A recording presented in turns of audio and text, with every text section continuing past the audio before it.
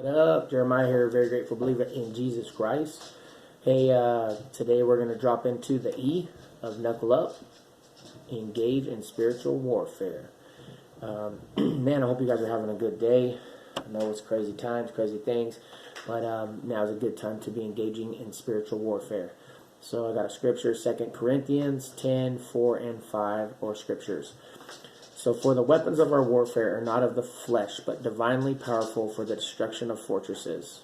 5. We are destroying speculations and every lofty thing raised up against the knowledge of God, and we are taking every thought captive to the obedience of Christ.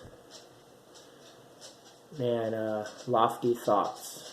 That's, by definition, an imposing thought. So what thoughts are imposing on you? What lofty thoughts are raised up against the knowledge of God, the truth of God, the Word of God.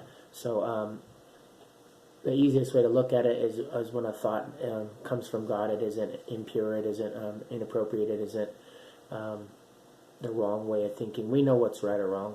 So any thought that's lifted up above God that isn't of Him needs to be taken captive, right? So to the obedience of Christ. Weapons of warfare, man, are not of the flesh. It's not lying. It's not saying bad things or unkind words or fighting physically or emotionally or anything like that with power, authority, or any of these worldly things. That we're to fight it spiritually. That's how we wage warfare. So I encourage you to get into prayer, to seek God, to let the Spirit lead you. That's how you fight. That's how you fight.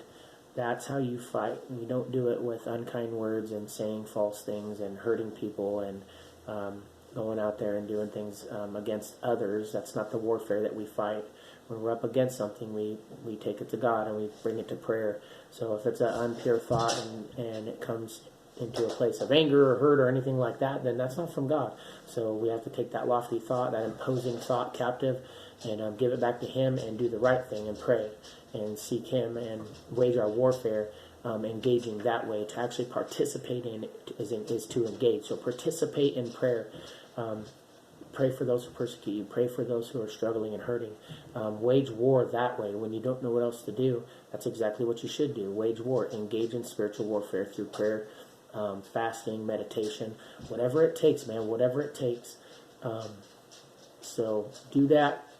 Engage in spiritual warfare today. Who do you need to wage war for? Maybe it's yourself, maybe it's for others. So get after it and do it. Knuckle up.